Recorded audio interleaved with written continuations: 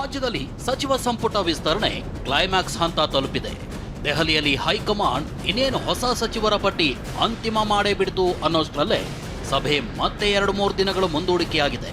ಕಾಂಗ್ರೆಸ್ ಅಧಿನಾಯಕಿ ಸೋನಿಯಾ ಗಾಂಧಿ ದೆಹಲಿಯ ನಿವಾಸದಲ್ಲಿ ನಡೆಯಬೇಕಿದ್ದ ಸಭೆಗೂ ಮೊದಲೇ ಎಐಸಿಸಿ ಅಧ್ಯಕ್ಷ ಮಲ್ಲಿಕಾರ್ಜುನ ಖರ್ಗೆ ಬೆಂಗಳೂರಿಗೆ ವಾಪಸ್ ಆಗಿದ್ದಾರೆ. ಮಲ್ಲಿಕಾರ್ಜುನ ಖರ್ಗೆ ಅವರು ದೆಹಲಿಯಿಂದ ಬೆಂಗಳೂರಿಗೆ ಮರಳಿದ ಬೆನ್ನಲ್ಲೇ ಸಭೆ ಮುಂದೂಡಿಕೆಯಾಗಿದೆ.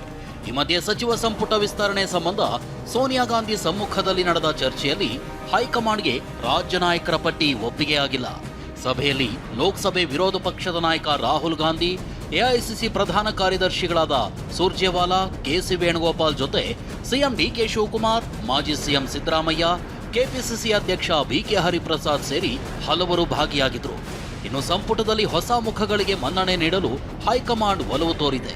ಹಿರಿಯರಿಗೆ ಮಣೆ ಹಾಕಲು ರಾಜ್ಯ ನಾಯಕತ್ವ ಒತ್ತಡ ಹಾಕಿದೆ. ಆದರೆ ರಾಜ್ಯ ನಾಯಕರ ಮಾತಿಗೆ ರಾಹುಲ್ ಗಾಂಧಿ ಒಪ್ಪಿಲ್ಲ. ತಮ್ಮದೇ ಪ್ರತ್ಯೇಕ ಪಟ್ಟಿ ಸಿದ್ಧಪಡಿಸಿರುವ ರಾಹುಲ್ ಗಾಂಧಿ ಪರ್ಯಾಯ ಏಜೆನ್ಸಿ ಮೂಲಕ ಕೆಲ ನಾಯಕರ ಬಗ್ಗೆ ರಾಹುಲ್ ಗಾಂಧಿ ತಂಡ ಮಾಹಿತಿ ಪಡೆದಿದೆ. ಇದೇ ಮಾಹಿತಿ ಆಧರಿಸಿ ರಾಹುಲ್ ಗಾಂಧಿ ಪಟ್ಟಿ ಸಿದ್ಧಪಡಿಸಿದ್ದಾರೆ. ಸಂಪೂರ್ಣ ಹೊಸ ಮುಖಗಳ ಅವಕಾಶಕ್ಕೆ ರಾಜ್ಯ ನಾಯಕರು ಹಿಂದೇಟು ಹಾಕಿದ್ದಾರೆ. ಹೀಗಾಗಿ ರಾಹುಲ್ ಜೊತೆಗಿನ ರಾಜ್ಯ ನಾಯಕರ ಸಭೆ ಕೇವಲ 10 ನಿಮಿಷಕ್ಕೆ ಅಂತ್ಯವಾಗಿದೆ. ಮುಂದಿನ ವಾರ ಮತ್ತೆ ಮಾತುಕತೆ ಅಂತ ರಾಜ್ಯ ನಾಯಕರಿಗೆ ರಾಹುಲ್ ಗಾಂಧಿ ಹೇಳಿದ್ದಾರೆ. ಖರ್ಗೆ ಅವರು ದೆಹಲಿಗೆ ಬಂದ ಬಳಿಕ ಮತ್ತೆ ವಿಸ್ತೃತ ಚರ್ಚೆ ಮಾಡೋದಾಗಿ ರಾಹುಲ್ ಗಾಂಧಿ ಹೇಳಿದ್ದಾರೆ. ಇನ್ನು ಸಿಎಂ ಡಿಕೆ ಶಿವಕುಮಾರ್, ಮಾಜಿ ಸಿಎಂ ಸಿದ್ದರಾಮಯ್ಯ ಮತ್ತು ಕೆಪಿಸಿಸಿ ಅಧ್ಯಕ್ಷ ಬಿಕೆ ಹರಿಪ್ರಸಾದ್ ಜೊತೆ ರಾಹುಲ್ ಗಾಂಧಿ ಪ್ರತ್ಯೇಕ ಮಾತುಕತೆ ನಡೆಸಿದ್ದಾರೆ. ಸಂಪುಟ ವಿಸ್ತರಣೆ ಸಭೆ ಹಿನ್ನೆಲೆ 2 ದಿನಗಳಿಂದ ದೆಹಲಿಯಲ್ಲಿ 30ಕ್ಕೂ ಹೆಚ್ಚು ಶಾಸಕರು ಠಿಕಾಣಿ ಹೂಡಿದ್ರು. ಮುಖ್ಯಮಂತ್ರಿಗಳು ದೆಹಲಿಗೆ ಬರೋ ಮುನ್ನವೇ ಕೆಲ ನಾಯಕರು ವರಿಷ್ಠರ ಭೇಟಿಯಾಗಿ ಸಚಿವ ಸಂಪುಟ ಸೇರಲು ಕಸರತ್ತು ನಡೆಸಿದ್ರು. Rajendra Rajanna, Vijayananda Kashappanavar, Hampanagouda Badarli, Basanagouda Daddal, B Nagendra, Lakshman Savadi, doctor Ajay Singh, GS Patil, Nara Bharath Reddy, Kampli Ganesh, GH Srinivas, HD Thammaiah, Saleem Ahmed, C Puttaranga Shetty, Sharanabasappa Darshanapur, A Vasanth Kumar, Sharanagouda Bayyapur, B Shivanna ಸೇರಿದಂತೆ ಹಲವು ನಾಯಕರು ಸಚಿವ ಸ್ಥಾನಕ್ಕಾಗಿ ಲಾಬಿ ನಡೆಸಿದ್ದಾರೆ. ಇನ್ನು ದೆಹಲಿಯಲ್ಲಿ ವರಿಷ್ಠರ ಭೇಟಿ ಬಳಿಕ ಸಚಿವಾಕಾಂಕ್ಷಿಗಳು ಹೇಳಿದ್ದು ಹೀಗೆ: ನಮ್ಮ ಜಿಲ್ಲೆ ದೊಡ್ಡದಿರೋದ್ರಿಂದ 18 ಕ್ಷೇತ್ರ ಇರೋದ್ರಿಂದ ಒಂದೊಂದು ಕಾಲಕ್ಕೆ 4-5 ನಮ್ಮ ಜಿಲ್ಲೆಯಲ್ಲಿ ಮಂತ್ರಿಗಳಾಗಿರ್ತಕ್ಕಂಥದ್ದು ಇದೆ. ತಪ್ಪೇನಿಲ್ಲ, 3-4 ಜನ ಕೇಳೋದು ತಪ್ಪೇನಿದೆ. ನಾನು ಯಾವತ್ತೂ ಕೂಡ ಭರವಸೆ ಇಟ್ಕೊಂಡಿದ್ದೇನೆ. ಎಲ್ಲ ಒಂದು ಕಡೆಗೆ ವಿಶ್ವಾಸ ಇದೆ. ಈ ಸಮುದಾಯಕ್ಕೆ ಕಳೆದ ಬಾರಿ 2 ಸ್ಥಾನವನ್ನು ಅವಕಾಶ ಕೊಟ್ಟಿದ್ದು, ಈ ಬಾರಿ ಕೂಡ 2 ಸ್ಥಾನವನ್ನು ಅವಕಾಶ ಕೊಡ್ತಾರೆ. ಅದರಲ್ಲಿ ನನಗೂ ಕೂಡ ಬಾಗಲಕೋಟೆ ಜಿಲ್ಲೆಯಿಂದ ನನಗೂ ಕೂಡ ಅವಕಾಶ ಕೊಡ್ತಾರೆ ಅನ್ನೋದು ವಿಶ್ವಾಸ, ಭರವಸೆ ನನ್ನಲ್ಲಿದೆ. ಬಿಡದಿ ಟೌನ್ಶಿಪ್ ಯೋಜನೆ ಸಂಬಂಧ ರೈತರಿಂದ ಪರ ವಿರೋಧ ಪ್ರತಿಭಟನೆಯ ಮಧ್ಯೆ ಜೆಎಂಸಿ ಕಾರ್ಯಕ್ಕೆ ಸರ್ಕಾರ ತಾತ್ಕಾಲಿಕ ಬ್ರೇಕ್ ಹಾಕಿದೆ. ಸರ್ವೆ ಕಾರ್ಯದ ಬದಲು ಮೊದಲಿಗೆ ರೈತರಿಗೆ ಪರಿಹಾರ ನೀಡಲು ತಯಾರಿ ನಡೆಸಿದೆ. ಬಿಡದಿ ಟೌನ್ಶಿಪ್ ಯೋಜನೆ ವಿಚಾರವಾಗಿ ಸರ್ಕಾರ ಎಚ್ಚರಿಕೆಯ ಹೆಜ್ಜೆ ಇಟ್ಟಿದೆ. ಸೂಕ್ಷ್ಮವಾಗಿ ಯೋಜನೆ ತೆಗೆದುಕೊಂಡು ಹೋಗಲು ಸಿಎಂ ಮುಂದಾಗಿದ್ದಾರೆ. ಒಂದೆಡೆ ಯೋಜನೆ ವಿರೋಧಿಸಿ ಮಂಡಲಹಳ್ಳಿ ಗ್ರಾಮದಲ್ಲಿ ಗಲಾಟೆ ನಡೆದಿದೆ. ಮತ್ತೊಂದೆಡೆ ಮಾಜಿ ಪ್ರಧಾನಿ ದೇವೇಗೌಡರು ಯೋಜನೆ ಮುಂದುವರೆಸಿದರೆ ಪ್ರತಿಭಟನೆಯ ಎಚ್ಚರಿಕೆ ನೀಡಿದ್ದಾರೆ. ಹೀಗಾಗಿ ರಾಜ್ಯ ಸರ್ಕಾರಕ್ಕೆ ಮುಜುಗರ ಆಗಬಾರದು ಅಂತ ಸರ್ಕಾರ ಎಚ್ಚರಿಕೆಯ ಹೆಜ್ಜೆ ಇಟ್ಟಿದೆ. ಟೌನ್ಶಿಪ್ ಯೋಜನೆಗೆ ಬಲವಂತವಾಗಿ ಭೂಸ್ವಾಧೀನ ಮಾಡಲ್ಲ. ಯಾವ ರೈತರು ಜಮೀನು ಕೊಡ್ತಾರೋ ಅವರಿಗೆ ಪರಿಹಾರ ಕೊಡ್ತೀವಿ, ಯೋಜನೆ ಸಂಬಂಧ ಸಮಿತಿ ರಚನೆ ಮಾಡ್ತೀವಿ ಅಂತ ಸಿಎಂ ಡಿಕೆ ಶಿವಕುಮಾರ್ ಹೇಳಿದ್ದಾರೆ. ಯೋಜನೆ ಮಾಡೇ ಮಾಡ್ತೀವಿ ಅಂದಿದ್ದ ಸಿಎಂ ಈಗ ಎಚ್ಚರಿಕೆಯ ಹೆಜ್ಜೆ ಇಟ್ಟಿದ್ದಾರೆ. ಬಿಡದಿ ಟೌನ್ಶಿಪ್ ಯೋಜನೆ ವಿರೋಧಿಸಿ ನಡೆಸುತ್ತಿರುವ ರೈತರ ಹೋರಾಟಕ್ಕೆ ವಿಪಕ್ಷ ಬಿಜೆಪಿ ಸಾಥ್ ನೀಡಿದೆ. ಮುಂದಿನ ವಾರದಲ್ಲಿ ಟೌನ್ಶಿಪ್ಗೆ ಒಳಪಡುವ ಪ್ರದೇಶದಲ್ಲಿ 2 ದಿನ ಬಿಜೆಪಿ ನಾಯಕರು ಗ್ರಾಮ ವಾಸ್ತವ್ಯ ಮಾಡುವ ಪ್ಲಾನ್ ಮಾಡಿದ್ದಾರೆ ಎನ್ನಲಾಗಿದೆ. ಇನ್ನು ಯೋಜನೆ ಸಂಬಂಧ ಶುಕ್ರವಾರ ಬೆಂಗಳೂರಿನಲ್ಲಿ ಬಿಜೆಪಿ ಪ್ರತಿಭಟನೆ ನಡೆಸಲಿದೆ. ಅದರಿಂದ ಕೂಡಲೇ ಈ ನಿರ್ಧಾರ ವಾಪಸ್ ಪಡಿಬೇಕು. ಇಲ್ಲ ಅಂದರೆ ಅಧಿವೇಶನ ನಾವು ನಡೆಯಕ್ಕೆ ಬಿಡಲ್ಲ. ಇದು ರೈತರ ಪ್ರಶ್ನೆ. ನಾಳೆ ದಿನ ಭಾಜಪದ ನಮ್ಮೆಲ್ಲ ಸಂಸದರು, ಶಾಸಕರು, ವಿಧಾನ ಪರಿಷತ್ ಸದಸ್ಯರು, ಹಿಂದಿನ ಎಲ್ಲ ಚುನಾಯಿತ ಪ್ರತಿನಿಧಿಗಳು ಇವರೆಲ್ಲರ ನೇತೃತ್ವದಲ್ಲಿ ಬೆಂಗಳೂರಿನ ಫ್ರೀಡಂ ಪಾರ್ಕ್ನಲ್ಲಿ ಕಾಂಗ್ರೆಸ್ ಸರ್ಕಾರದ ರೈತ ವಿರೋಧಿ ಧೋರಣೆ ವಿರುದ್ಧ ಬೃಹತ್ ಪ್ರತಿಭಟನೆಯನ್ನು ಕೂಡ ನಾಳೆ ದಿನ ಹಮ್ಮಿಕೊಂಡಿದ್ದೇವೆ. ಬಿಡದಿ ಟೌನ್ಶಿಪ್ ಯೋಜನೆ ಬಗ್ಗೆ ಮಾತನಾಡಿದ ಸಿಎಂ ಡಿಕೆ ಶಿವಕುಮಾರ್, ನಾವು ರೈತರನ್ನ ನೋಯಿಸಲ್ಲ ಅಂದ್ರು. ಇದಕ್ಕೆ ತಿರುಗೇಟು ಕೊಟ್ಟಿರೋ ಕೇಂದ್ರ ಸಚಿವ ಕುಮಾರಸ್ವಾಮಿ, ಕಠಿಣ ಹೃದಯ ಇದ್ದವರಿಗೆ ಯಾವುದೇ ರೀತಿಯ ನೋವಾಗಲ್ಲ ಅಂದಿದ್ದಾರೆ. ನಿಮ್ಮ ಭಾವನೆ ನನಗೆ ಅರ್ಥ ಆಗ್ತದೆ. ದಯವಿಟ್ಟು ಮನಸ್ಸಿಗೆ ನೋಯಿಸ್ಕೋಬಾರ್ದು. ಯಾವ ರೈತರು ನೋಯಿಸಬಾರ್ದು ನಾವು. ಸೊ ರಿಪೋರ್ಟ್ ಬರೋವರೆಗೂ ನಾನು ಕಾಯ್ತೀನಿ.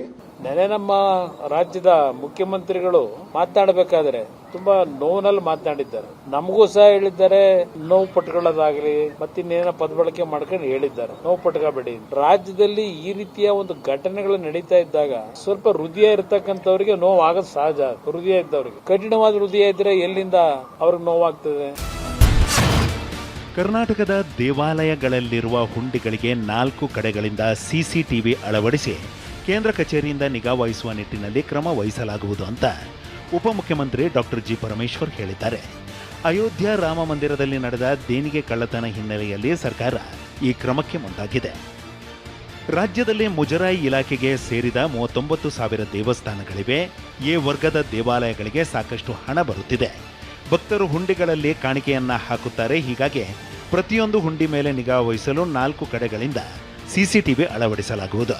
ಸಂಪೂರ್ಣವಾಗಿ ಸಿಸಿಟಿವಿ ಮೂಲಕ ನಿಗಾ ವಹಿಸಲು ಕಂಟ್ರೋಲ್ ರೂಮ್ ಮಾಡಲಾಗುವುದು. ದೇವಸ್ಥಾನಗಳಲ್ಲಿ ಕಾಣಿಕೆ ಹುಂಡಿ ಕಳ್ಳತನ ಮತ್ತು ಲೆಕ್ಕಪತ್ರ ನಿರ್ವಹಣೆಯಲ್ಲಾಗುತ್ತಿರುವ ದುರುಪಯೋಗ ತಡೆಗಟ್ಟಲು ಸರ್ಕಾರ ಈ ಕಟ್ಟುನಿಟ್ಟಿನ ಕ್ರಮ ಕೈಗೊಳ್ಳಲಿದೆ ಅಂತ ಡಿಸಿಎಂ ಪರಮೇಶ್ವರ್ ಹೇಳಿದ್ದಾರೆ. ಹುಂಡಿ ಇಂಥ ಟೆಂಪಲ್ಸ್ ಅಲ್ಲಿ ಅದಕ್ಕೆ ಸಿಸಿಟಿವಿ ಹಾಕಬೇಕು ಅಂತ ಹೇಳಿ ಈಗಾಗಲೇ ಮುಖ್ಯಮಂತ್ರಿಗಳು ಅನೌನ್ಸ್ ಮಾಡಿದ್ದಾರೆ. ದೇವಸ್ಥಾನ ಹುಂಡಿ ಇರ್ಬೋದು, ಎಂಟ್ರೆನ್ಸ್ ಇರ್ಬೋದು, ಅಥವಾ ಅಲ್ಲಿನ ಪರಿಸರದ್ದಿರ್ಬೋದು, ಇದೆಲ್ಲವನ್ನು ಪ್ರತಿನಿತ್ಯ ಕಮಿಷನರ್ ನೋಡೋ ರೀತಿಯಲ್ಲಿ ಒಂದು ಡ್ಯಾಶ್ ಬೋರ್ಡ್ ಮಾಡಿ ಕಂಟ್ರೋಲ್ ರೂಮ್ ಮಾಡಬೇಕು ಅಂತೇಳಿ ಈಗಾಗಲೇ ಹೊರಟಿದ್ದೇವೆ.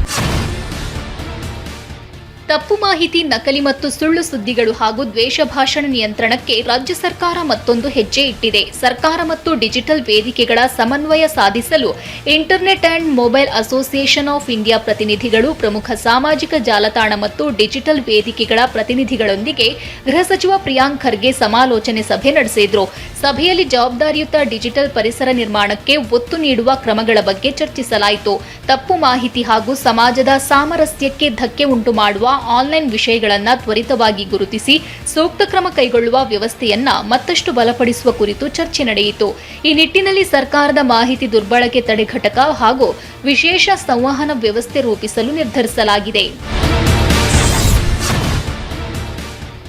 E20 ಇಂಧನ ಬಳಕೆಯಿಂದಾಗಿ ಕಾರು ಕೆಟ್ಟು ಹೋಗಿದೆ ಅಂತ ಆರೋಪಿಸಿದ ವ್ಯಕ್ತಿಗೆ ಹೊಸ ಗ್ರ್ಯಾಂಡ್ ವಿಟಾರಾ ಕಾರು ನೀಡುವಂತೆ ಮಾರುತಿ ಸುಜುಕಿ ಸಂಸ್ಥೆಗೆ ಗ್ರಾಹಕ ನ್ಯಾಯಾಲಯ ಆದೇಶಿಸಿದೆ.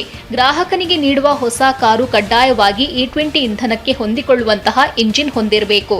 ನಿಗದಿತ ಅವಧಿಯಲ್ಲಿ ವಾಹನ ಬದಲಾಯಿಸದಿದ್ದರೆ ವಾಹನದ ಬೆಲೆ, RTO ನೋಂದಣಿ ಶುಲ್ಕ ಹಾಗೂ ವಿಮಾ ಪ್ರೀಮಿಯಂ ಸೇರಿ ಒಟ್ಟು 20.50 ಲಕ್ಷ ರೂಪಾಯಿಗಳನ್ನು ಗ್ರಾಹಕರಿಗೆ ಮರುಪಾವತಿಸಬೇಕು ಅಂತಲೂ ಛತ್ತೀಸ್ಗಢದ ರಾಯಪುರ ಜಿಲ್ಲಾ ಗ್ರಾಹಕ ವ್ಯಾಜ್ಯ ಪರಿಹಾರ ಆಯೋಗವು ತನ್ನ ತೀರ್ಪಿನಲ್ಲಿ ಸ್ಪಷ್ಟಪಡಿಸಿದೆ. ರಾಜ್ಯದಲ್ಲಿ ಅಕ್ರಮ ಬಿಪಿಎಲ್ ಕಾರ್ಡ್ಗಳಿಗೆ ಬ್ರೇಕ್ ಹಾಕಲು ಕೇಂದ್ರ ಸರ್ಕಾರದ ನಿಯಮದಡಿ 7.76 ಲಕ್ಷ ಅನರ್ಹ ಕಾರ್ಡ್ಗಳನ್ನು ಗುರುತಿಸಿದೆ.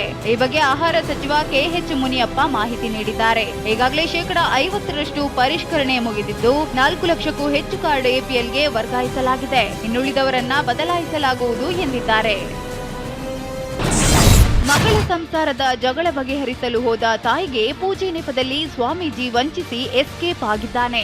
ಬೆಂಗಳೂರಿನ ಬಾಗಲಗುಂಟೆಯ ಗೀತಾ ಎಂಬುವರ ಮಗಳ ಗಂಡನಿಗೆ ಸಾವಿನ ಗಂಡಾಂತರವಿದೆ ಎಂದು ಶಿವಕಾಳಿ ಎಂಬ ಖದೀಮ ಸ್ವಾಮೀಜಿ ಹೆದರಿಸಿದ್ದ. 43 ಗ್ರಾಂ ಚಿನ್ನ ಹಾಗೂ 1,30,000 ನಗದು ಪೂಜೆಗೆ ಇರಿಸಿ ಬೂದಿ ಎರಚಿ ಮಹಿಳೆಯನ್ನ ಮೂರ್ಛೆ ತಪ್ಪಿಸಿ ದೋಚಿ ಪರಾರಿಯಾಗಿದ್ದಾನೆ.